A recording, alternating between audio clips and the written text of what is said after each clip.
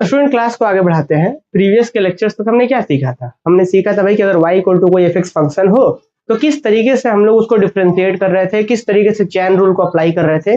Simply अगर कम शब्दों में कहें हम, तो हमने सीखा है कि अगर y इक्वल टू एफ कोई फंक्शन हो तो किस तरीके से हम लोग dy by d x find करते हैं, किस तरीके से हम लोग d2y by d x two find करते हैं, है ना। dy बाई डी एक्स कैसे फाइंड करते हैं, d2y by d x two कैसे फाइंड करते हैं, या फिर और भी कोई ऑर्डर का डेरिवेटिव, वो थर्ड ऑर्डर का डेरिवेटिव कैसे फाइंड करते हैं। और सबसे इंपॉर्टेंट हम प्रीवियस की क्लासेस तक ये सिखाना चाह रहे थे कि भाई डेरिवेटिव का और डिफरेंशिएशन का मतलब क्या है, और सबसे इंपॉर्टेंट चेन रूल क्या है। चेन रूल किस तरीके से कोई फंक्शन में चेन रूल अप्लाई करके हम डिफरेंशिएट कर रहे थे, एक बार आप लोग कमेंट करके बता दीजिए। देखिए, आप चाहे रांची यूनिवर्सिटी से हो, चाहे VBU से हो, चाहे SKMU से हो, चाहे BBMQ से हो, ये सब टॉपिक आपको पढ़ना ही पढ़ना है सेमेस्टर 1 में, है ना। चलिए फिलहाल अभी मुझे ये बता दीजिए कि क्या क्लियर है सबको? अभी जो मैंने लास्ट के लेक्चर्स तक सीखा है चेन रूल कैसे हम अप्लाई करते हैं क्वेश्चन पे, क्या क्लियर है? और अगर चेन रूल क्लियर है तो आज हम लोग सीखेंगे सक्सेसिव डिफरेंशिएशन। सक्सेसिव डिफरेंशिएशन में क्या होगा कि एक फंक्शन को लगातार डिफरेंशिएट करना हम लोग सीखेंगे। जैसे एक बार करेंगे क्या होगा, एक बार और करेंगे तो क्या होगा, और एक बार करेंगे तो क्या होगा। हम देखेंगे कि भाई किसी फंक्शन को बार बार डिफरेंशिएशन करने से एक रूल आ जाएगा। मतलब एक बार किए कुछ रूल मिल जा रहा होगा, 2 बार 3 बार ऐसा करके कुछ रूल मिल जाएगा, और रूल मिलने के बाद हम देखेंगे कि भाई हाँ n बार करेंगे तो ऐसा ही होगा, हर बार ऐसा ही होगा। तो n बार एक रूल मिल जाएगा, जनरल रूल मिल जाएगा। जनरल रूल में हम डायरेक्ट पता कर पाएंगे, हाँ भाई जनरल रूल मिल गया, तो उस रूल से कह पाएंगे कि ये जो रूल है अब 10 बार करना है 10 रख दीजिए n की जगह पर, निकाल दीजिए। 20 रखना है 20 बार कर दीजिए, निकाल दीजिए, डायरेक्ट बिना डिफरेंशिएशन किए। तो सक्सेसिव डिफरेंशिएशन में हम क्या करते हैं, सक्सेसिवली लगातार डिफरेंशिएशन करके जनरल रूल को फाइंड करते हैं। चलिए हम एक बार देख ले, क्लियर है सबको? देखिए, चलिए अब हम लोग बढ़ते हैं आगे। सबसे पहला स्टूडेंट हम सक्सेसिव डिफरेंशिएशन है क्या, इसका डेफिनेशन लिखते हैं, और फिर इसका क्या उपयोग है इसके बारे में बात करेंगे, और थोड़ा सा मैथमेटिकल इंडक्शंस के बारे में हम बताएंगे। ठीक है, चलिए देखिए सक्सेसिव डिफरेंशिएशन के बारे में हम समझाते हैं। यहाँ पहले डेफिनेशन लिख लीजिए। Successive differentiation is a process, यहाँ पे चलिए हम इसे कॉपी करके लिख लेते जल्दी से, आप लोग भी लिखिए। Successive differentiation is a process, देखिए successive differentiation is a process, is a process of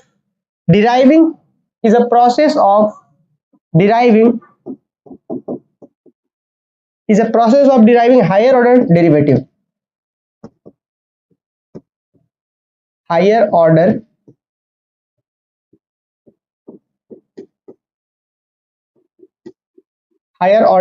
derivatives from a function,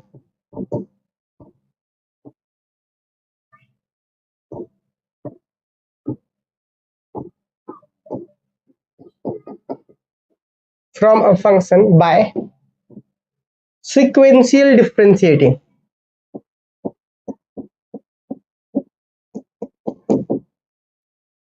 By sequentially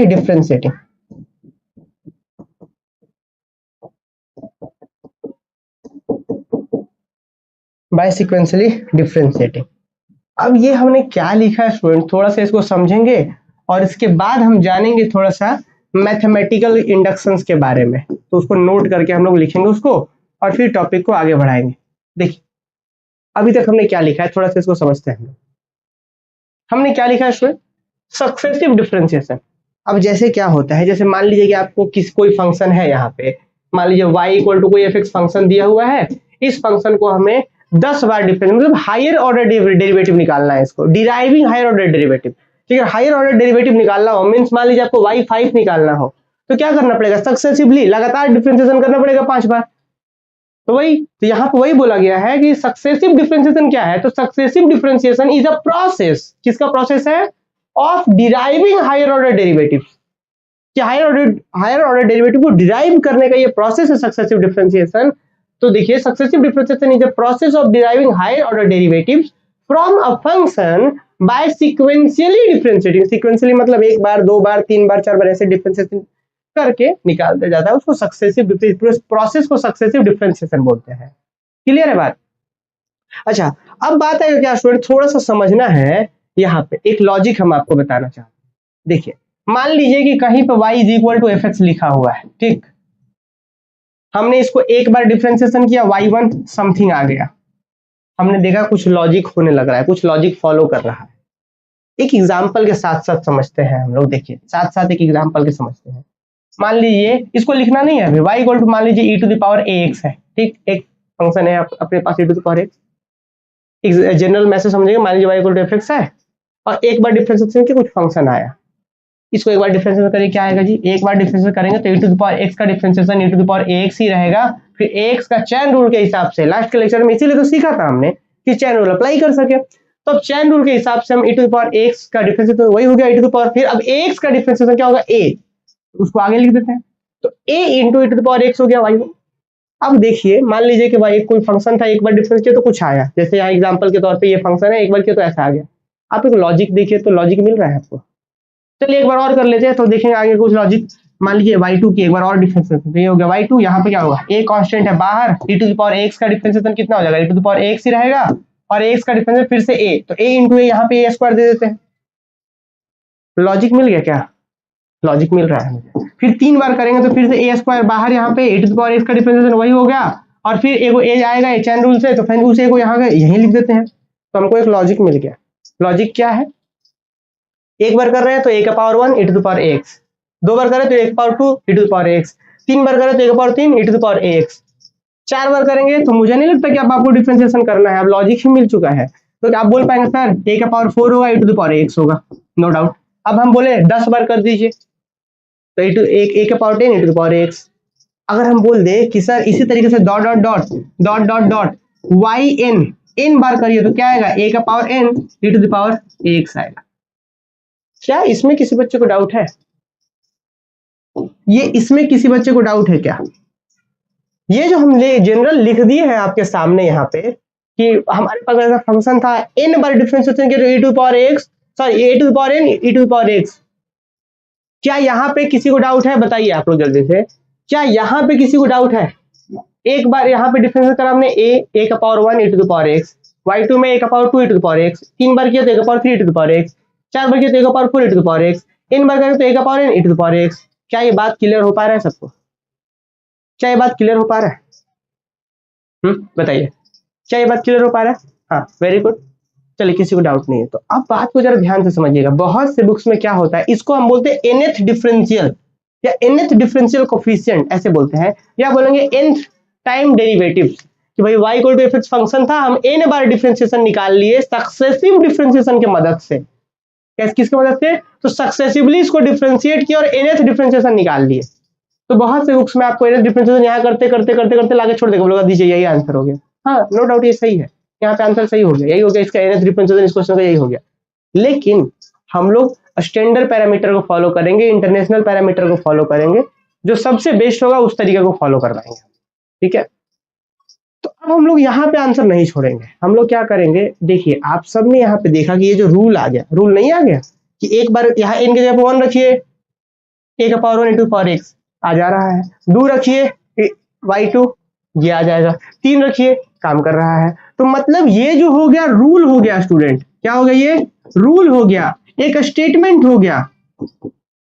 statement क्या होता है पता है आपको, स्टेटमेंट का मतलब होता है कि वैसा सेंटेंस जो हमको जानकारी देता हो, क्वेश्चन नहीं पूछता हो, हमको जानकारी देता हो। तो ये जानकारी तो दे रहा है कि n बार डिफरेंस करेंगे तो a का power n to the power x होगा, ये हमको जानकारी दे रहा है। चलिए ये रूल हो गया। अब मैथमेटिकल इंडक्शंस का क्या मतलब है पता है आपको, मैथमेटिकल इंडक्शंस का काम ये होता है कि रूल को या स्टेटमेंट को वेरीफाई कर देता है कि हाँ ये वाला जो है इतना के लिए काम कर रहा है, किसके लिए, नेचुरल नंबर के लिए। जैसे अगर हम आपसे क्वेश्चन पूछे कि क्या ये जो रूल है, क्या ये जो स्टेटमेंट है इस फंक्शन का एक बार डिफरेंशिएट करके दे देगा, बोलेगा हाँ sir n equal to 1 put कर दिए दे देगा। 2 बार करेंगे तो क्या 2 बार डिफरेंशिएट दे देगा, हाँ दे देगा। 3 बार वो भी दे देगा, 4 बार दे देगा, 5 बार दे देगा, 6 बार, 7 बार, 8 बार, 9 बार, कितना तक देगा। क्या ये सारे नेचुरल नंबर पे काम करेगा, ये जो स्टेटमेंट है, जो यहाँ पे स्टेटमेंट हम लोग लेकर के आए हैं, क्या ये सारे नेचुरल नंबर पर काम करेगा ये स्टेटमेंट। इसी को वेरीफाई करने के लिए आता है प्रिंसिपल ऑफ मैथमेटिकल इंडक्शन। सिर्फ इसी को नहीं, किसी भी स्टेटमेंट को वेरीफाई करने के लिए कि कोई स्टेटमेंट सब नेचुरल नंबर के लिए काम कर रहा है कि नहीं कर रहा है, उसको वेरीफाई करने के लिए आता है प्रिंसिपल ऑफ मैथमेटिकल इंडक्शन। समझे यहाँ पे, एक बार फिर से थोड़ा सा ध्यान से प्रेम से सुनना है। 11th क्लास में हमने पढ़ा था प्रिंसिपल ऑफ मैथमेटिकल इंडक्शन। हाल ही एक दिन पहले स्टूडेंट से बात हो रहा था, उन्होंने कहा कि सर हमको आज तक पता नहीं चल पाया कि इसको हम लोग क्यों पढ़ रहे थे 11th क्लास में। तो ये क्वेश्चन आपके मन में ना आए इसीलिए हम थोड़ा बताना चाह रहे हैं। फिर से आप लोग समझिए कि हमारे पास एक स्टेटमेंट है, एक रूल है, एक नियम है। ये नियम कुछ ऐसा था, अभी तुरंत आपके सामने ही नियम बनाए हैं हम। कैसे बनाए हैं देखा आपने। ये नियम था कि अगर n इक्वल टू 1 रखेंगे तो एक बार डिफरेंशिएशन दे देगा, 2 रखिए 2 बार दे देगा, 3 रखिए 3 बार दे देगा डिफरेंशिएशन करने के बराबर। करना ही नहीं है, आपको जरूरत ही नहीं करने का। तो क्या ये स्टेटमेंट नेचुरल नंबर के सारे वैल्यू के लिए ट्रू है? मतलब 1 के लिए, 2 के लिए, 3 के लिए, 4 के लिए, 5 के लिए, 6 के लिए, 7 के लिए, 8 के लिए एंड सो ऑन के लिए, क्या ये सबके लिए ट्रू है? तो इस चीज को वेरीफाई करने का काम करता है प्रिंसिपल ऑफ मैथमेटिकल इंडक्शन, कि कोई स्टेटमेंट सारा नेचुरल नंबर के लिए ट्रू है या नहीं, वो बताएगा मुझे प्रिंसिपल ऑफ मैथमेटिकल इंडक्शन। कैसे बताता है इसको समझते हैं और फिर उसके बाद हम लोग क्वेश्चंस करेंगे। एक सेकंड, थोड़ा सा बच्चे लोग को डांट के आते हैं हम। चलिए आते हैं वापस से। तो ये स्टेटमेंट या कोई भी स्टेटमेंट सभी नेचुरल नंबर के लिए ट्रू है कि नहीं कैसे पता करेंगे? चलिए मान लेते हैं थोड़े से इस पूरे को हम क्या नाम देते हैं, पी एन। कोई दिक्कत नहीं है। ये एन क्यों इन्वॉल्व करा है पता है?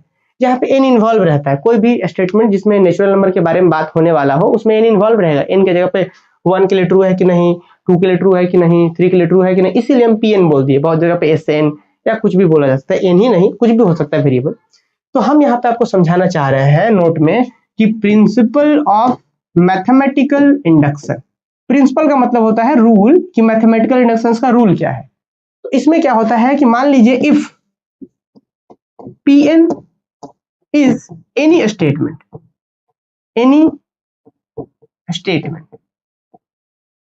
मान लीजिए कि Pn कोई स्टेटमेंट है, जैसे कि यहाँ पे स्टेटमेंट हमारे पास ये था। स्टेटमेंट का मतलब रूल, नियम।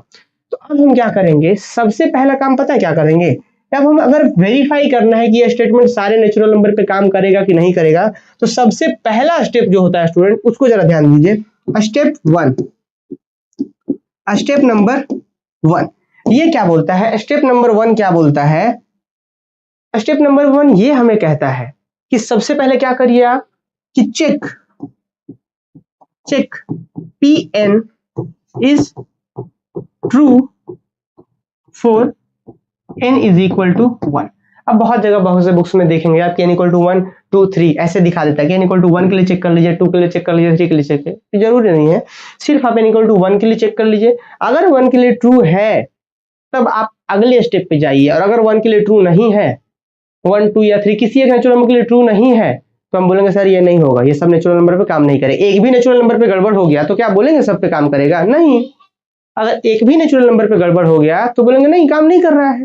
तो सबसे पहला स्टेप होता है, कोई स्टेटमेंट सभी नेचुरल नंबर के लिए ट्रू है कि नहीं, सबसे पहला स्टेप होता है कि check Pn is true for n equal to 1 और नॉट। अगर है तो स्टेप 2 पे जाइए। मान लीजिए स्टेप 2 पे, स्टेप 2 क्या कहता है जी? स्टेप 2 कहता है लेट अस सपोज, खुद से मान लीजिए आप, लेट अस सपोज क्या मान लीजिए कि Pn is true, Pn is true for n is equal to m या फिर n। मतलब सिंपली आप ऐसा कहना चाह रहे हैं हम कि हमने खुद से मान लिया कि ये n इक्वल टू m के लिए, मतलब जनरल वैल्यू के लिए स्टेटमेंट ट्रू है। हमने खुद से मान लिया, हमने सपोज कर लिया कि n इक्वल टू m के लिए ट्रू है, या n के जगह पे n ही रहने दे सकते कि हाँ ये n के लिए ट्रू है, हमने मान लिया। और इसके बाद ये देखिए जरा ध्यान से, पहला स्टेप होता है कि आप दिखाइए कि n इक्वल टू 1 के लिए ट्रू है कि नहीं है। कोई दिक्कत नहीं है, n इक्वल टू 1 के लिए ट्रू अगर है तो फिर आगे बढ़िए और खुद से मान लीजिए कि चलिए n इक्वल टू m के लिए या n के लिए ही ट्रू है वो। अब इसके बाद थर्ड और लास्ट स्टेप होता है, स्टेप 3 होता है। क्या होता है आप ध्यान दीजिए, हम ये लिख तो रहे हैं पर ये काम कैसे करता है इसको भी समझाएंगे। ऐसे ये लिख दिए इसका मतलब नहीं है, एक्चुअली वर्क कैसे करता है वो भी समझेंगे। स्टेप 3 कहता है कि so that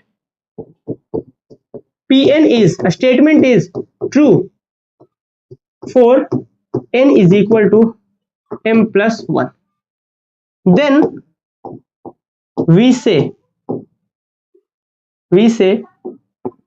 Pn is true for all n belongs to set of natural number। अब ये कैसे हुआ जरा ध्यान से सुनिएगा, इस तीनों ही स्टेप्स को समझते हैं हम लोग बहुत प्रेम से। देखिए स्टूडेंट, मान लीजिए यहाँ पे थोड़ा रफ वर्क करते हैं। मान लीजिए कि कोई एक स्टेटमेंट है Pn, ठीक।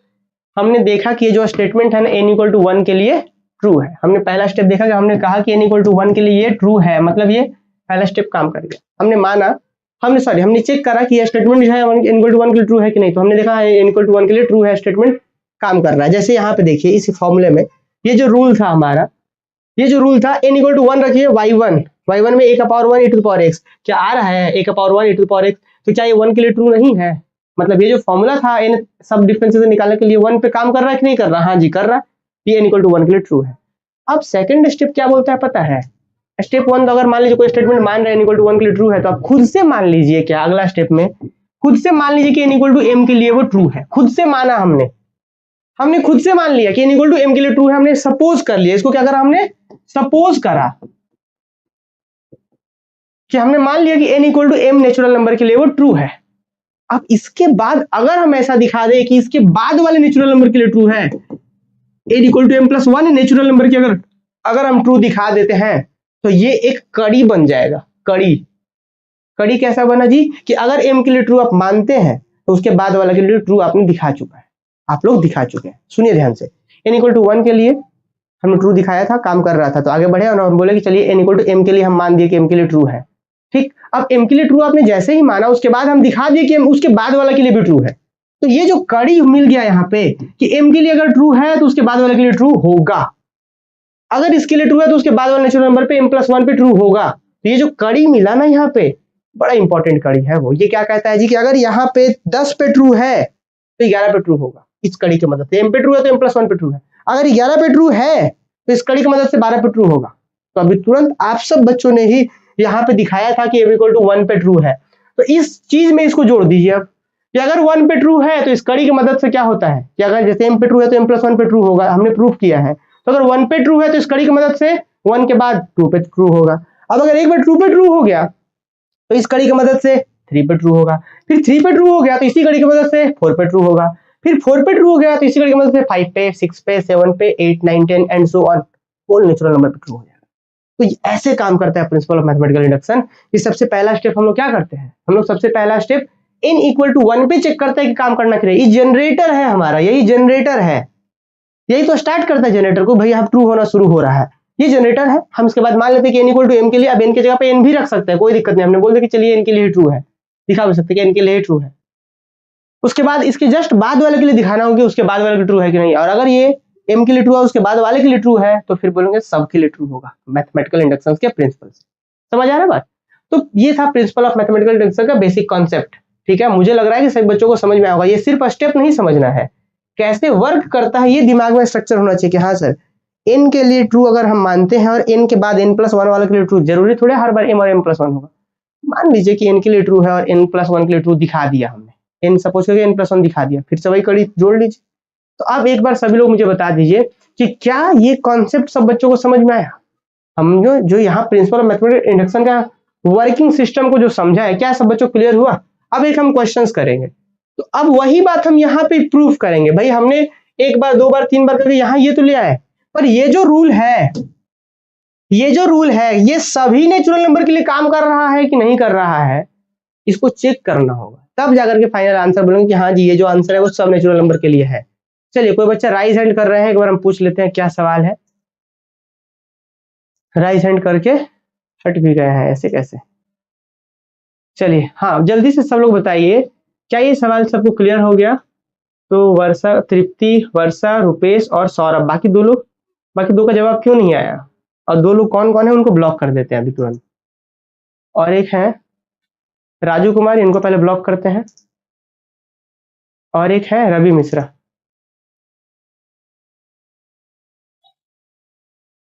चलिए क्लास में ऐसे सिर्फ दर्शक बन के नहीं रहना है, क्लास में रहेंगे आपको कमेंट बताना होगा। मेरा काम ये थोड़े है, मेरा काम तो प्रिंसिपल ऑफ मैथमेटिकल इंडक्शन पढ़ाना नहीं है, ये सब तो 11th का बात है। लेकिन जब हम एफर्ट लगा रहे हैं तो आपको भी साथ साथ मेहनत करना पड़ेगा, नहीं तो हम सीधे सीधे स्टेप्स भी तो बता सकते हैं ना कि हाँ ऐसे करना है, ऐसे करना है, ऐसे करना है, पर क्यों करना है? अगर हम एफर्ट लगा रहे हैं तो आपको बताना ना होगा कि समझ में आ गया, नहीं आएगा तो फिर से बताएंगे। चलिए अब आते हैं स्टूडेंट अगले क्वेश्चंस की। अब यहाँ पे हम लोग बढ़ते हैं, एक क्वेश्चंस की तरफ बढ़ते हैं। अब देखिए ना एक क्वेश्चंस यहाँ पे ये है आपका, एक क्वेश्चन है, find nth differential of, find nth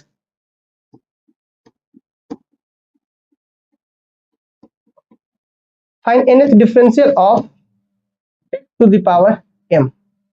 ये जरा ध्यान से, x to the power m। इसका अब हम लोग आंसर देखेंगे। अब ये क्या है लॉजिक, जरा सुनने ध्यान से लोग समझेंगे। इसको भी हम लोग आगे चर्चा करेंगे, इस क्वेश्चन को भी डिस्कस करेंगे, पर ये बहुत ही आसान क्वेश्चन है क्योंकि आगे चल करके देख लेंगे।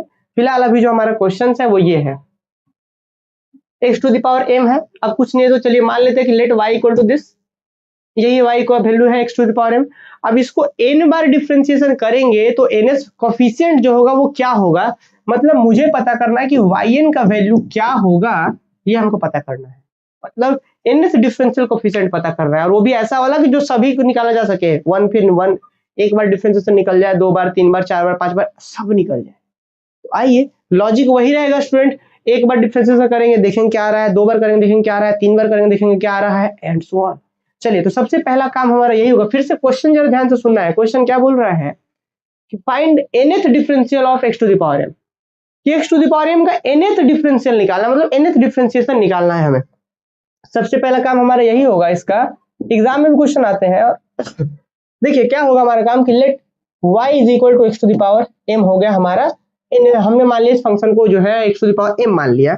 देन अब आप लोग ही मुझे बताएंगे सारे बच्चे कि y1 कितना आएगा जी। इसका एक बार डिफरेंशिएशन करिए तो सब बच्चों को पता है, लास्ट के क्लास में भी हमने सीखा था कि पावर आगे और पावर में एक कम, तो मतलब m आगे और x टू द पावर में m माइनस वन। अभी लॉजिक मिल रहा होगा आपको, थोड़ा थोड़ा लॉजिक मिल रहा होगा, देखने से पता चल रहा होगा। आगे चलते हैं, थोड़ा और पता चलेगा।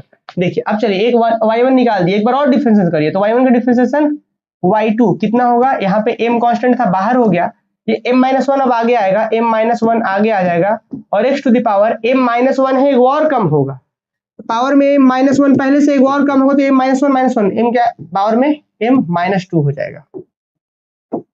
अच्छा, थोड़ा अभी भी कुछ लॉजिक मिल रहा है क्या? हमको तो लॉजिक मिल गया है। क्या लॉजिक मिला जी?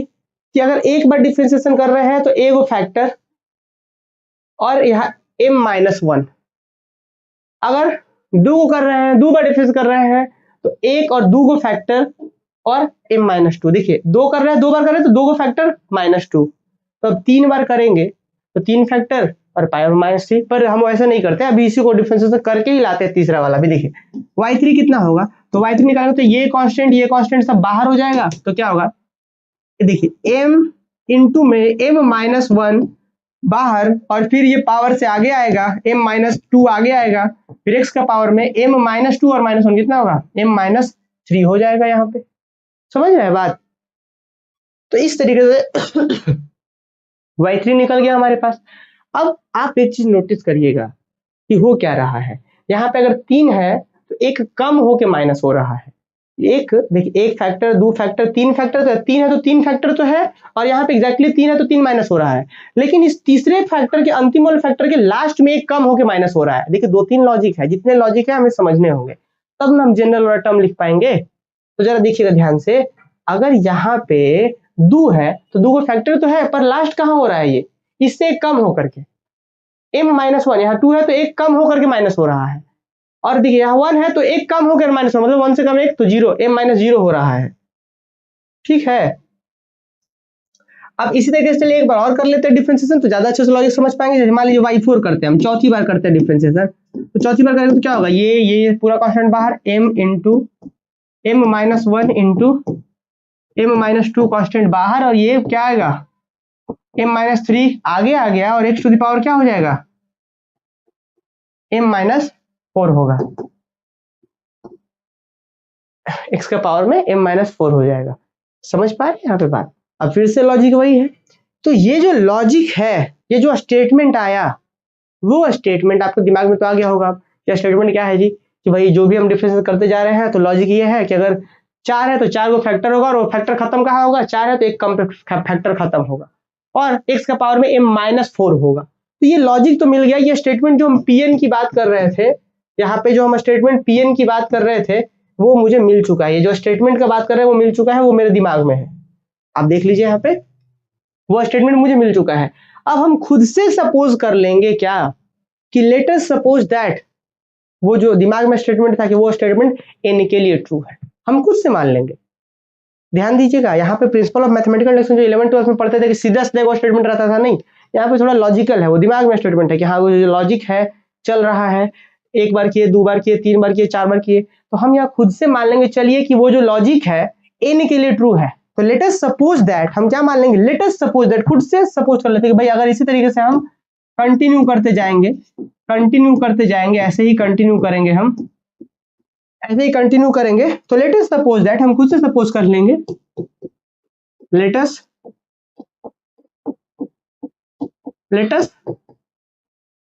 सपोज दैट, हम खुद से सपोज कर लेंगे, क्या सपोज कर लेंगे कि n बार करेंगे तो क्या आएगा। भाई ये जो लॉजिक है उसी को हम खुद से मान रहे हैं कि वो लॉजिक n के लिए ट्रू हो रहा है, हम खुद से मान रहे हैं कि भाई एक बार किए, दो बार किए, तीन बार किए, चार बार किए, तो ऐसा लॉजिक जो चल रहा था वो लॉजिक n के लिए ट्रू है, हम खुद से सपोज कर रहे हैं। अगर प्रिंसिपल ऑफ मैथमेटिकल इंडक्शन के कॉन्सेप्ट में जाएंगे तो हम ये हमने खुद से चेक कर लिया है कि हाँ 1 के लिए ट्रू है वो लॉजिक, जो लॉजिक मेरे दिमाग में था कि 1 होगा तो एक फैक्टर, अब एक कम होकर के 0 हो रहा है उस फैक्टर में, फिर x का पावर में m में से वही 1 घटेगा, तो 1 के लिए ट्रू तो है ही वो लॉजिक, 2 के लिए भी ट्रू है, 3 के लिए भी ट्रू है, 4 के लिए भी ट्रू है। तो हमने मान लिया कि लेट अस सपोज दैट जो yn है वो इस तरीके से काम करेगा, m इंटू m-1 घटते जा रहा है, m-2 फिर m-3, यहाँ तो चलेगा ही m-3, कहाँ तक ये गुना होगा। तो हमें पता है कि अगर यहाँ n है, जैसे यहाँ पे 4 है तो 4 से एक कम होकर माइनस हो रहा था, 3 है तो 3 से कम होकर लास्ट फैक्टर माइनस हो रहा था, m-1 m-2 m-3 कहाँ तक, तो m में से घटेगा कौन, एक कम होकर के घटेगा। ये बात समझ पा रहे हैं, जैसे यहाँ पे 4 है तो एक कम हो गया, 3 हो गया, m में से एक कम होकर घट रहा था, 4 में से एक कम होकर 3 होकर घट रहा था, n है तो एक n में से n-1 होकर घटेगा m में से। अच्छा उसके बाद क्या, x का पावर में कितना होगा, जैसे यहाँ पे 4 है तो m-4, 3 है तो m-3, या x का पावर में कितना होगा कमेंट करके बताइए आप लोग। चलिए हाँ वेरी गुड, यहाँ पे आप कमेंट करके बताइए यहाँ पे कितना होगा। चलिए यहाँ पे कितना होगा, x का पावर में कितना होगा बताइए। चलिए m-1 m-2 m-3, अब ये बात समझ पा रहे हैं कि यहाँ 4 था तो एक कम होकर घट रहा था, 3 था तो एक कम होकर घट रहा था, 2 था तो एक कम होकर घट रहा था, 1 में भी एक कम होकर घट रहा था लास्ट फैक्टर में, इस तरीके से n में एक कम होकर घट रहा है m माइनस में से। और देखते हैं m-n रुपेश का आया, बाकी दो लोग को तो ब्लॉक कर दिए हैं, बाकी दो लोग बताइए, सौरभ का है और एक बच्चा और है, तृप्ति का भी आ गया, वेरी गुड। तो यहाँ पे पावर कितना होगा जी, m-n होगा, समझ पा रहे हैं ना, 4 है तो 4।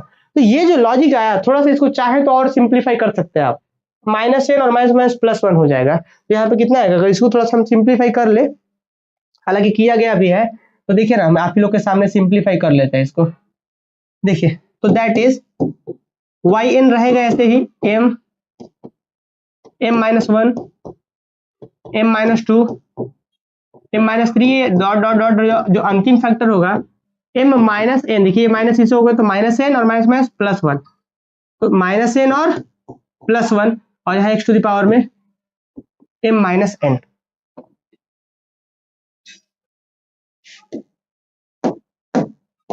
ठीक है जी, देखिए ये हो गया हमारा relation number, actual relation number 1 हो गया ये। अब एक बार फिर से समझना है हमें, थोड़ा सा धीरज रखते हुए समझना होगा हमें कि हमने प्रिंसिपल ऑफ मैथमेटिकल इंडक्शन में ये सीखा था, क्या सीखा था जी, कि स्टेटमेंट 1 की हमने शुरुआत के लिए देखा ट्रू है, फिर हमने खुद से सपोज कर दिया, तो देखिए हमने सपोज करा कि चलिए वो सपोज करा कि n के लिए ट्रू है। अब एक बार और डिफ्रेंसिएशन करेंगे और जो मेरे दिमाग में लॉजिक था देखेंगे कि वही लॉजिक अभी भी फॉलो करेगा। लॉजिक क्या था, n बार 4 बार करेंगे तो 4 फैक्टर, यहाँ पे अंतिम वाला में एक कम होकर माइनस, फिर x का पावर m-4, तो वही लॉजिक हमने मान लिया कि n के लिए काम कर रहा है, लेट अस सपोज दैट हमने माना, और हम दिखा देंगे अब आगे क्या कि वही लॉजिक एक बार और डिफरेंशिएट करें, मतलब n+1 के लिए भी वो लॉजिक काम करेगा, तो इसीलिए हम क्या करेंगे, इसको डिफरेंशिएट करेंगे एक बार। तो नाउ डिफरेंशिएटिंग 1 हम इसलिए ताकि n+1 के लिए वो लॉजिक काम करे, लिखेंगे differentiating again we get differentiating again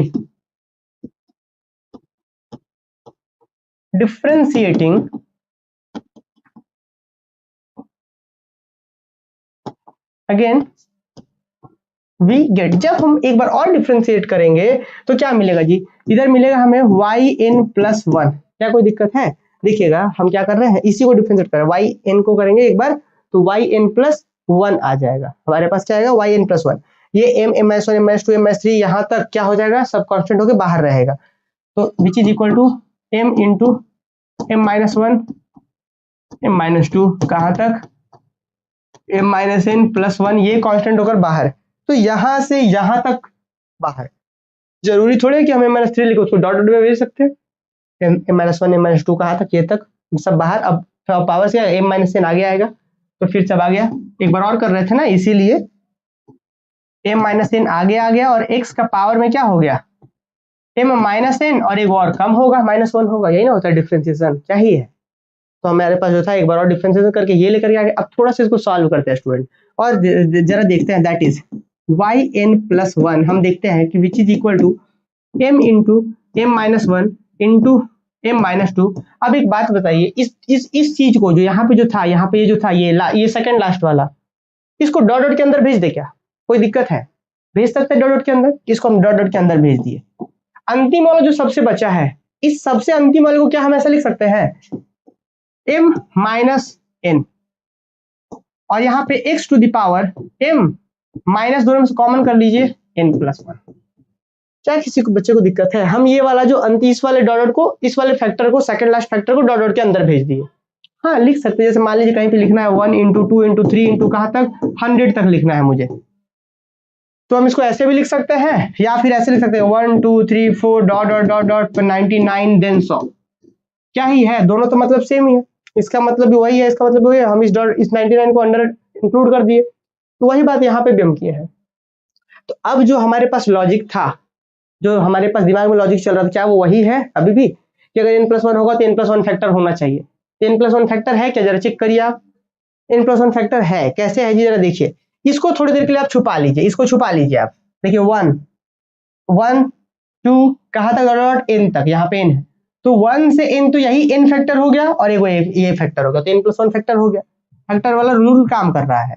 और लास्ट क्या होता है, अंतिम फैक्टर में होता है कि यहाँ से एक कम होकर माइनस होता है, तो n प्लस 1 से एक कम होगा तो n होगा, तो m में से n घट रहा है, और क्या कि m का लास्ट में x का पावर m में से घटता है, कौन जो उधर रहता है, n प्लस 1 है तो n प्लस 1। तो क्या हम बोल सकते हैं जी कि हाँ जो मेरे दिमाग में लॉजिक था, वो लॉजिक शुरुआत के 1 2 के लिए, 1 2 3 के लिए काम भी कर रहा है, फिर वो n के लिए सपोज करते हैं तो n प्लस 1 के लिए ट्रू है, इसका मतलब वो लॉजिक, कौन वाला लॉजिक, यही वाला लॉजिक, यही लॉजिक है ना, यही है ना लॉजिक, तो ये जो लॉजिक है वो सबके लिए काम करेगा। तो हम फाइनली लिखेंगे, हम लिखेंगे सिंस 1 इज ट्रू, जो लॉजिक हमारा है वो 1 ही है ना, हम लिखेंगे यहाँ पे since 1 is true, 1 is true for, चूंकि रिलेशन नंबर 1 जो है वो ट्रू है, किसके लिए, true for n is equal to 1 2 3 dot dot dot, n equal to 1 2 3 के लिए ट्रू है, then by principle of mathematical induction, then और बाकी चीज तो हमने दिखाई दिया है कि n को n के मान के, और n इक्वल टू 1 के लिए हमने दिखा दिया, तो since 1 is true for n equal to 1 2 3 dot dot, thus by principle of method, या then by method of induction,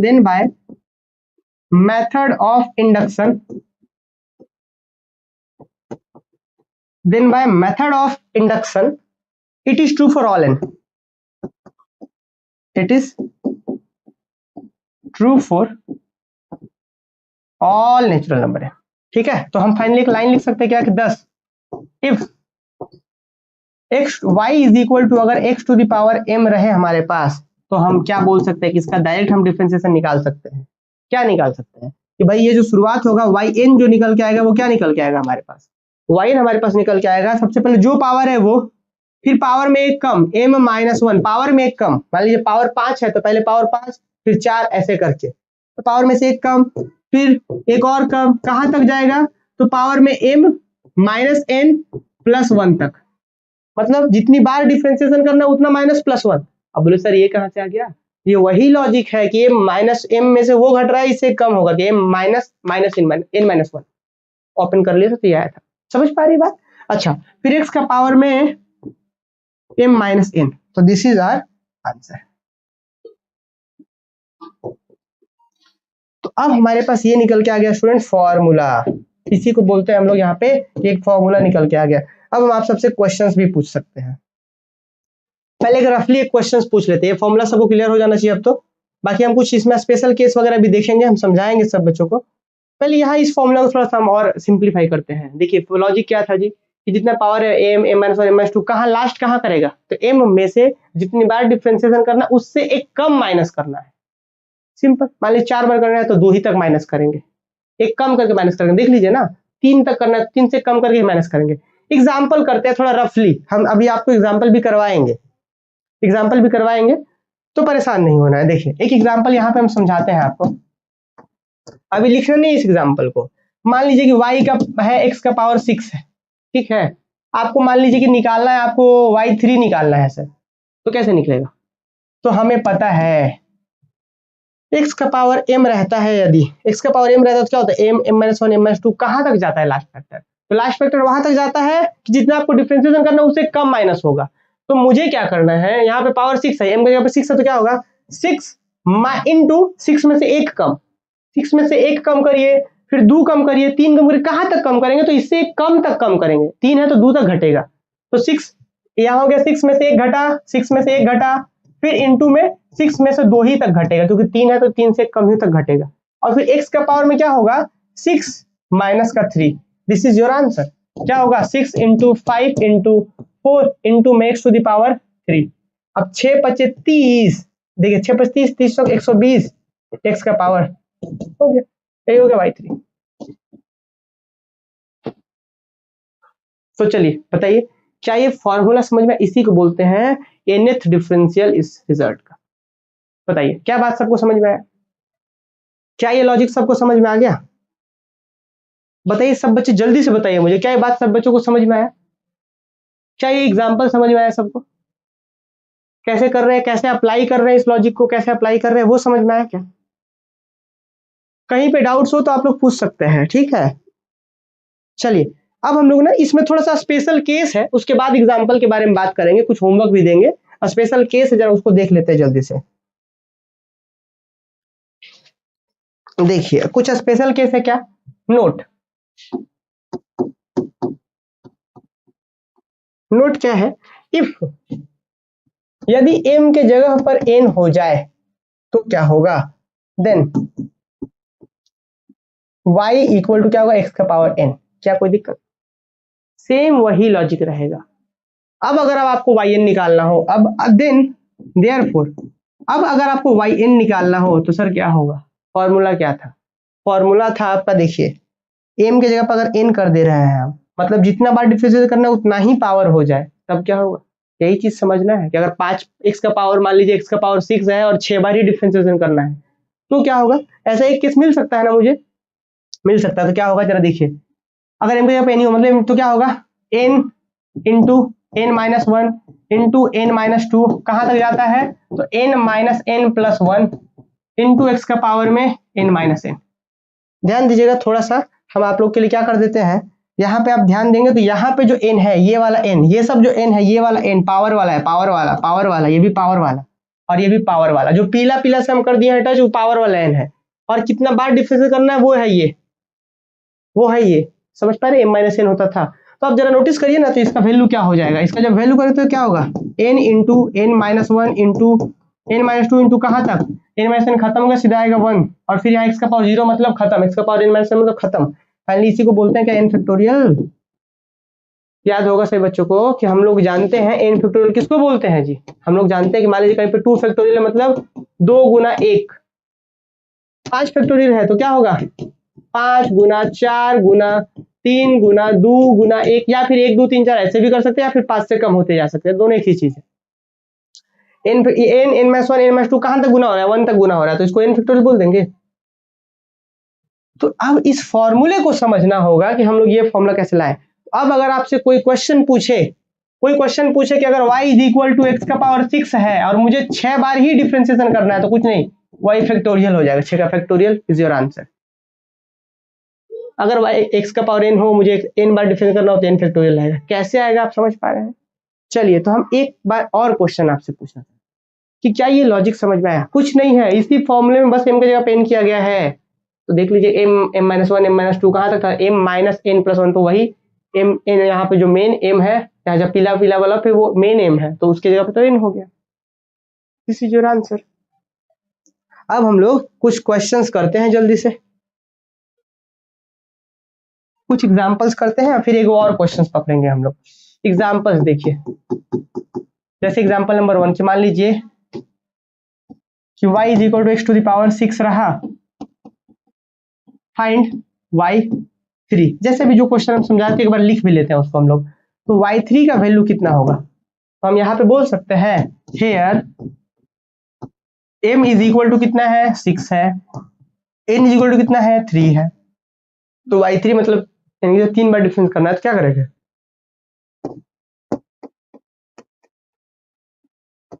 2 तक ही होगा। फिर y का पावर कितना होगा m माइनस एन, मतलब 6 माइनस 3। फाइनली सॉल्व कर लीजिए, कितना होगा 6 गुना 5 गुना यहाँ पे घटेगा तो 4 इंटू में y का पावर 3, 6 5 30 चौक 120, 120 x होगा ना यार, यहाँ पे तो यहाँ पे x ना होगा, ये x लिखा हुआ है ना, x का पावर ये है तो x का पावर 3।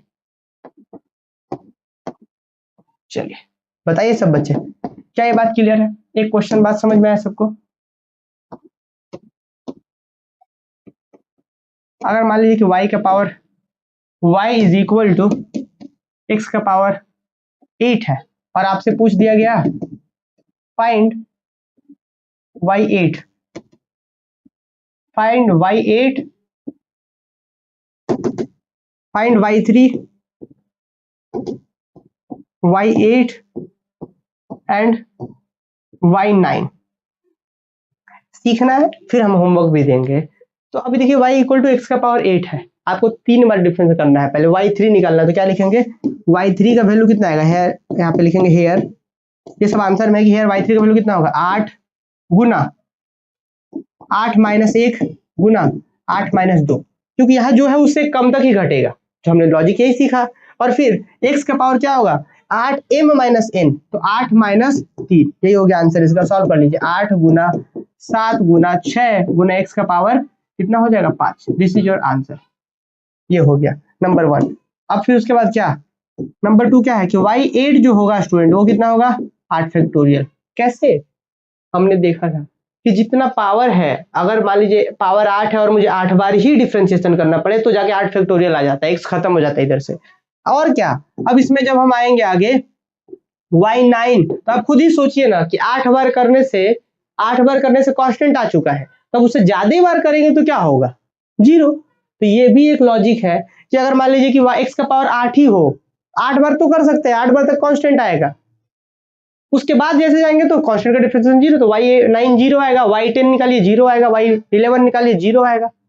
तो जल्दी से मुझे एक बार यहाँ पे क्लियर कर दीजिए। क्या सर अब क्लियर हो चुका है अच्छे से? वेरी गुड तृप्ति, बहुत ही अच्छा।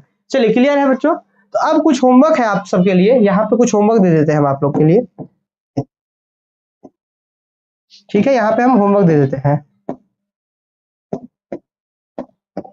ठीक है? चलिए होमवर्क है यहाँ पे दे देते हैं।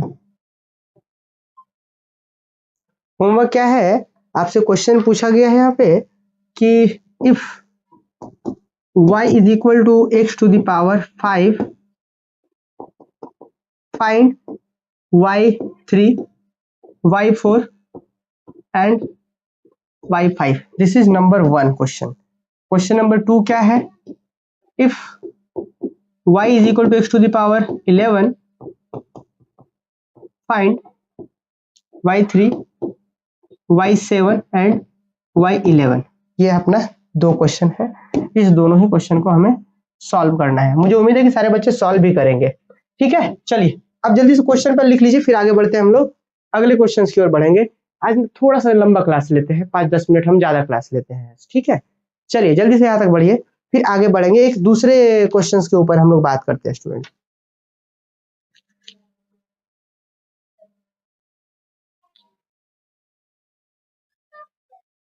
अच्छा, टेलीग्राम ग्रुप ज्वाइन नहीं हो रहा है सौरभ, तो आप मेरे व्हाट्सएप पर मैसेज कर दिएगा। जिस भी बच्चे का टेलीग्राम ग्रुप ज्वाइन नहीं हो रहा है तो आप मुझे पर्सनली मैसेज कर सकते हैं 7480943403, ठीक है?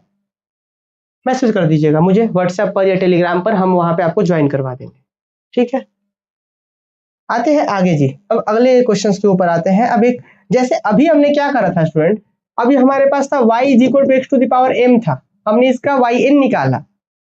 अभी मुझे लगता है कि सबको समझ में आ गया होगा ये क्वेश्चन किस तरीके से yn निकाला गया। सेम लॉजिक अब हमेशा रिपीट करते रहेंगे। हाँ ध्यान रहे कुछ बुक्स में शॉर्टकट भी होता है, शॉर्टकट पे नहीं जाना है आपको, ठीक है। ये जो हम लोग मेथड फॉलो किए वो इंटरनेशनल एक्सेप्टेबल मेथड है, जिसमें हम लोग वेरीफाई भी कर रहे हैं कि हाँ ये सबके लिए ट्रू होगा।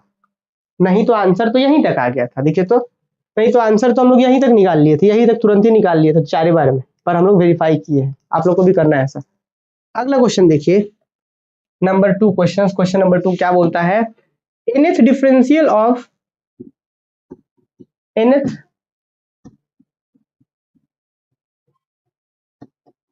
nth डिफरेंशियल ऑफ किसका nth डिफरेंशियल जी, तो ax plus b to the power m, इसी का nth डिफरेंशियल हमें फाइंड आउट करना है। तो सेम सॉल्यूशन में क्या करेंगे स्टूडेंट, सबसे पहले सेम प्रीवियस के जैसा है कि let y is equal to ax plus b, पिछली बार के ही जैसा है, बस पिछली बार x का पावर m था, इस बार ax प्लस बी का पावर m है। तो हम ये हमारे पास y आ गया है। एक बार डिफरेंशियल करते हैं, कुछ लॉजिक ढूंढते हैं, फिर देन आप बताइए यहाँ पे देन y1 इक्वल टू क्या होगा जी, सबसे पहले पावर आगे, फिर ax प्लस बी का पावर कितना m-1, और फिर आप बताइए इसका चैन रूल देंगे ना, क्योंकि हमने तो पढ़ा था कि x का पावर m का फॉर्मूला जानते थे, पर x तो आता ही नहीं था, ax प्लस बी था, तो उसका उसके ऊपर x मान करके तो हम काम कर दिए, चैन रूल जो हमने सीखा था लास्ट क्लास में, m आगे इसका पावर m-1। अब इसका जब चैन रूल से देंगे, ax प्लस बी का आप चैन रूल से डिफरेंशिएशन करेंगे x के रिस्पेक्ट में, तो ax का डिफरेंशिएशन कितना a और प्लस बी का डिफरेंस कितना 0, तो a प्लस 0 जब सिर्फ a लिखेंगे तो यहाँ कितना होगा a होगा, ठीक है। तो हम इसी को थोड़ा सा रीअरेंज करके लिख ले क्या जी, कि हाँ y1 ये आ गया ना, इसका मतलब दैट इज हम लिख सकते हैं कि y is equal y1 equal to a, पहले लिख लीजिए a यहाँ पे m into ax plus b का पावर m-1। कुछ लॉजिक मिल रहा है, मिल रहा है मुझे। 1 a का पावर 1, एगो m फैक्टर एगो फैक्टर, इसका पावर में m-1। एक बार और करके देखते हैं ना, y2 अब निकालते हैं। तो इसका डिफरेंस करेंगे तो y2 यहाँ पे a as it is constant है बाहर, m कांस्टेंट है बाहर, इसका फिर पावर आगे आ जाएगा m-1, फिर ax प्लस b का पावर में कितना होगा m-1 है, अब m-2 हो जाएगा। समझ पा रहे हैं, देखिए a बाहर m बाहर, इसका पावर m-1 आ गया है, m-1 में एक और कम करें तो m-2 हो जाएगा, और इंटू में x प्लस b का फिर से चैन रूल से करेंगे डिफरेंशिएशन, तो एगो a आएगा। तो उस a को यहाँ ना लिख करके हम दैट यहीं a इंटू a स्क्वायर कर दे, क्या कर सकते हैं। तो बात आप लॉजिक देख लीजिएगा, फिर से वही पुराना लॉजिक है, y2 मतलब a का पावर 2 और 2 फैक्टर, और फैक्टर का लास्ट का हो रहा है, इससे कम होकर के लास्ट हो रहा है, और इसका पावर m-2। तो y3 अगर निकालना चाहेंगे तो आप डिफरेंशिएशन करके निकालिए, चाहे इसी लॉजिक से लिख दीजिए। तो लॉजिक से लिखेंगे तो a का power 3 m into m-1 into में m-2, और फिर ax प्लस b का पावर कितना m-3। अब बात समझ पा रहे हैं। तो अगर हम y4 लिखना चाहें तो वो भी लिख सकते हैं हम लोग। कैसे लिखेंगे जी, यहाँ पे होगा y4 क्या होगा a का पावर 4, और फिर ये m-1 m-2 m-3 तक जाएगा, 4 देखिए a का पावर 4, 4 को फैक्टर हो गया, फैक्टर का अंतिम वाला एक कम होकर घट रहा है, फिर ax प्लस b का पावर में m-4। तो ये जो लॉजिक मेरे दिमाग में आया है, ये जो हम इससे ही लॉजिक निकाले हैं, वो लॉजिक मान लेते हैं कि it is true for n। हम लेट अस सपोज दैट कर लेते हैं यहीं पे, लेट अस सपोज दैट, इसको लिखते हैं कि ये डॉट डॉट चलते जाएगा, dot dot dot dot dot dot, let us suppose that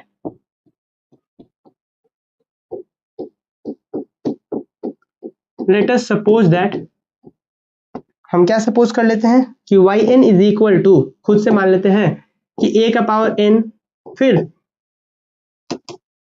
m into m-1 into m-2। अब आप लोग मुझे बताइएगा अंतिम में यहाँ पे हम क्या लिखेंगे, मतलब इस लास्ट वाले फैक्टर क्या लिखेंगे, yn है तो a का power n, m m-1 m-2 कहाँ तक, अंतिम में कौन सा फैक्टर होगा, और फिर उसके बाद यहाँ पे तो x प्लस b का पावर पे m-n तो लिखेंगे ही, पर अंतिम का फैक्टर यहाँ पे क्या होगा, सॉल्व करके बताइए, उसके बाद ही बताइए सॉल्व करके कि सॉल्व करके क्या लिखेंगे हम। कमेंट करिए सब लोग।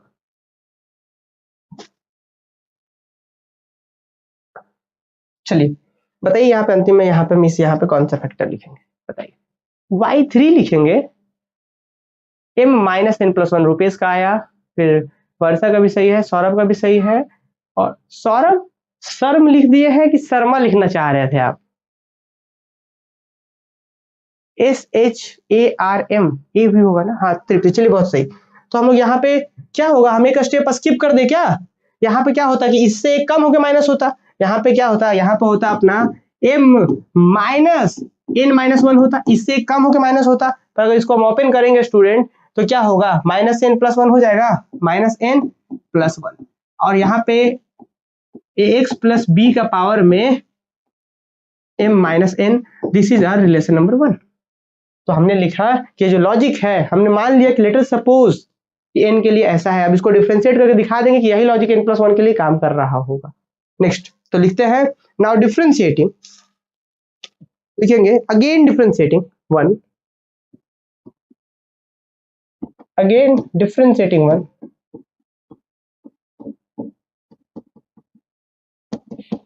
Again differentiating 1 with respect to, again differentiating 1, बस इतना काफी है। वी गेट क्या मिलेगा जी, इधर मिलेगा अपने को y n प्लस 1 मिल जाएगा हमें। देख लीजिए कैसे हो रहा है, यहाँ पे yn का डिफरेंशिएशन एक बार करेंगे तो yn प्लस 1 हो गया, यहाँ पे ये सब बाहर, वहां तक बाहर, मतलब a का पावर n बाहर, m बाहर, m माइनस 1 बाहर, m माइनस 2 बाहर, और डॉट डॉट डॉट अंतिम में था m माइनस n प्लस 1, ये भी बाहर। तो यहां से यहां तक तो बाहर हो गया। अब इसका डिफरेंस करना, तो m माइनस n आगे आएगा और एक कम होगा पावर में, तो m माइनस n आगे आ गया, और यहाँ पे ax प्लस b का पावर में कितना होगा, m माइनस n, और एक और कम हो जाएगा। समझ रहे हैं, यहाँ जो पावर में है उससे एक और कम हो जाएगा। इसी को रीअरेंज करके लिख लेते हैं, दैट इज y n प्लस 1 का वैल्यू कितना हो जाएगा, a का power n, m into m minus 1 into m minus 2 dot dot dot, फिर से इस वाले फैक्टर को अंदर घुसा देते हैं हम लोग, डॉट डॉट के अंदर भेज देते हैं उसको, बचे कितना m माइनस n, और फिर अंतिम में क्या होगा ax प्लस b का पावर में m, दोनों में से कॉमन कर लीजिए, माइनस माइनस दोनों में तो कॉमन कर लेंगे तो कितना होगा n प्लस 1। तो अब बताइए क्या ये वही लॉजिक है? अच्छा अच्छा अच्छा अच्छा, एक चीज छूट रहा था स्टूडेंट, यहाँ पे इनटू में यहाँ पे a छूट रहा था, क्योंकि भाई चैन रूल भी तो देंगे ना, x प्लस b का डिफरेंशिएशन चैन रूल से a होगा, और फिर यहाँ पे a का पावर n है और यहाँ पे a आ रहा है, तो क्या हो जाएगा, यहाँ पे मल्टीप्लाई करके n प्लस 1 हो जाएगा पावर। ठीक है, चलिए एक बार जल्दी से मुझे बता दीजिए कि क्या ये सबको समझ में आया यहाँ पे, बताइए। तो क्या ये वही लॉजिक नहीं है, जो लॉजिक हम लोग जान रहे हैं, क्या वही लॉजिक है? लॉजिक जानते थे कि जितना बार करेंगे उतना a का पावर, और फिर उतना ही फैक्टर, और फैक्टर का लास्ट होगा इससे कम होकर। तो देखिए ना, यहाँ से जोड़िए m माइनस 1, ये पहला फैक्टर, दूसरा फैक्टर यहाँ n तक है, तो n फैक्टर यहाँ पे होगा, ये a, तो टोटल n प्लस 1 फैक्टर हो गया, और फिर जो है उससे कम हो गया, n प्लस 1 से कम होगा तो n, तो m माइनस n हो गया, और जो है वही ऊपर में माइनस होता था m में से। तो क्या हम बोल सकते हैं, since this relation 1 is true for n equal to 1 2 3, और फिर n सपोज करके n प्लस 1 के लिए ट्रू दिखा दिए, तो मैथमेटिकल इंडक्शन से ये सब के लिए ट्रू हो जाएगा। तो हम लिखेंगे यहाँ पे कि since 1 is true for n equal to 1 2 and 3, since relation 1 is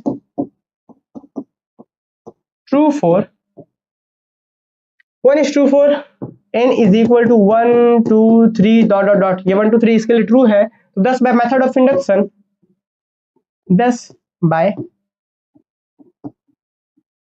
method of induction, 10 by method of induction, it is true for all n, it is true for all n, कि ये सारे नेचुरल नंबर के लिए true होगा।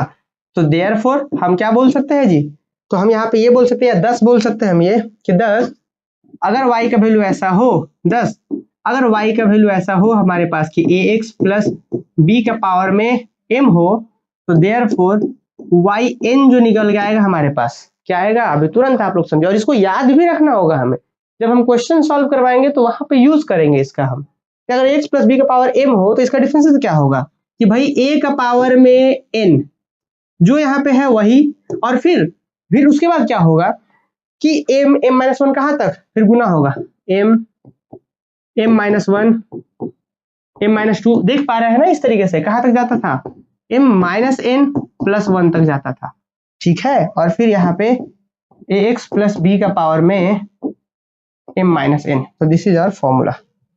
अब यहाँ पे एक स्टेप्स भी आपको ध्यान से समझना होगा, आपको एक स्टेप भी समझना होगा कि n है तो n a का पावर n यहाँ पे जो है, फिर n फैक्टर हो रहा है और अंतिम फैक्टर m में से घट रहा है n से कम होकर के। सॉल्व करने के बाद ये आ रहा था और इसका पावर m माइनस। तो ये हमारा फॉर्मूला आ गया। अच्छा, अब सवाल आ सकता है कि अगर क्वेश्चन में ही यहाँ पे a की जगह पर 1 हो तब क्या करेंगे? अगर क्वेश्चन में ही यहाँ पे a की जगह पर 1 हो, a की जगह पर 1 हो तो क्या होगा? 1 का पावर n होगा, तो उसको लिखेंगे भी नहीं। अगर क्वेश्चन में ही यहाँ पे b की जगह पर 0 हो तो क्या होगा? तो जहां जहां b यूज हुआ है वहां लिखेंगे ही नहीं। तो बहुत ही आसान है। तो दो केस भी बनता है यहाँ पे हमारे पास, दो केस भी बनता है हमारे पास। देखिए यहाँ पे भी तो दो केस क्या क्या बनता है, जरा देखिए। नोट, ये नोट आपको एग्जाम में नहीं लिखना है, ये सब क्वेश्चन आता है, कैसे आएगा एग्जाम में ये भी बताएंगे हम आपको। कि यदि सबसे पहला तो सवाल मेरा नोट में ये है कि if m is equal to अगर n हो जाए तब क्या होगा। देन y का वैल्यू कितना होगा? ax प्लस b का पावर कितना? n। उस केस में इम्प्लाई दैट कि अगर y n जो होगा वो होगा हमारा a का power n into n minus 1 कहाँ तक जी? n माइनस 1 n माइनस 2 कहाँ तक होता है? तो n माइनस n प्लस 1 यही तक होता है। फिर यहाँ पे ax प्लस b का पावर में n माइनस n। याद करिए, अभी इस फॉर्मूले को अगर ध्यान से आप पढ़ रहे हैं बिल्कुल आपके दिमाग में छप सा गया होगा, क्योंकि हम लोग साथ साथ लिख रहे हैं इसीलिए। अगर m होता है तो a का पावर n जितनी बार डिफरेंशिएट करना है वो यहाँ पे जाएगा, और फिर m है तो m माइनस कहाँ तक जाता था? m माइनस n प्लस 1 तक, फिर इसका पावर में m माइनस n। अब यही चीज m के जगह पे अगर n हो जाए, if m equal to n तो क्या होगा? a का पावर n डिफरेंशिएशन वाला, फिर m माइनस 1 होता था, वहां पे अब n है तो n माइनस 1 n माइनस 2 कहाँ तक? n माइनस n प्लस 1। फिर इसका पावर m माइनस n होता तो m के जगह पे भी n है। तो इस तरीके से होगा। फाइनली थोड़ा सा सॉल्व कर लेंगे, कितना आएगा थोड़ा सा सॉल्व कर लीजिएगा। a का पावर n तो रहेगा ही, और ये क्या बन यहाँ से यहाँ तक बन गया n फैक्टोरियल, और उसका पावर 0 करेगा तो कितना? 1। तो this is y n is equal to ये आ गया। अगर ऐसा हो गया तब number 2 note number 2, if a is equal to 1, कि अगर a इज इक्वल टू 1 हो जाए तब क्या होगा। अगर सिर्फ a की जगह 1 हो जाए तो y का उस केस में वैल्यू क्या होगा? तो y का वैल्यू हो जाएगा आपके पास, उस केस में आपके पास y का जो वैल्यू होगा वो होगा x प्लस b का पावर में। तो अब ये x देखिए, तो इसको लिखने का कुछ खास आवश्यकता नहीं है, बस ये हम जस्ट नोट आपको बता दे रहे हैं कि अगर a की जगह 1 हो जाए तो क्या होगा। आप सब बच्चों को पता है कि a की जगह 1 होगा तो 1 का a का पावर 1 का पावर कर देंगे, तो इसको लिखना भी जरूरी नहीं है। ठीक है, एक ही नोट इंपॉर्टेंट था।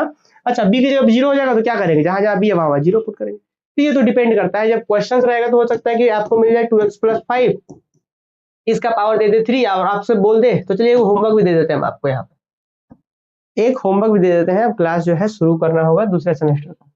देखिए, तो एक क्वेश्चन है होमवर्क,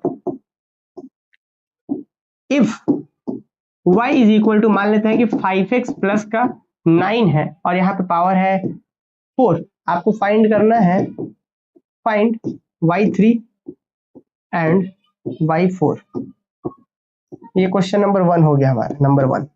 नंबर 2 देते हैं, if y is equal to, मान लेते हैं कि 7x प्लस का 3 पावर में 5। आपसे क्वेश्चन पूछा गया है फाइंड y2 एंड y4। तो अब देख रहे हैं सक्सेसिवली डायरेक्ट डिफरेंशिएशन नहीं करेंगे, अब दैट तो फॉर्मूला निकाल चुके हैं। तो अब आपका होमवर्क ये है कि इस दोनों ही रिजल्ट को, मुझे उम्मीद है कि आप लोग मेरे साथ साथ रफ कॉपी में भी लिख रहे होंगे, और फिर रफ कॉपी में लिखने के बाद एक बार बहुत प्रेम से फॉर्मूले को देखिए, समझिए, फॉर्मूला को लर्न भी करना होगा। कि ऐसा नहीं कि हम सब सारा समझ गए हैं तो बस काफी है, उसको ध्यान भी रखना होगा, दिमाग में भी रखना होगा फॉर्मूले को। ठीक है, तो फॉर्मूला को लर्न भी करना होगा, याद भी रखना होगा, और बाकी क्वेश्चन को प्रैक्टिस करिए। जो अभी हमने दिया है कम से कम उतना होमवर्क जरूर शेयर करिए ग्रुप में। बाकी मिलते हैं अगले क्लासेस में, इस क्लास को यहीं पे समाप्त करते हैं।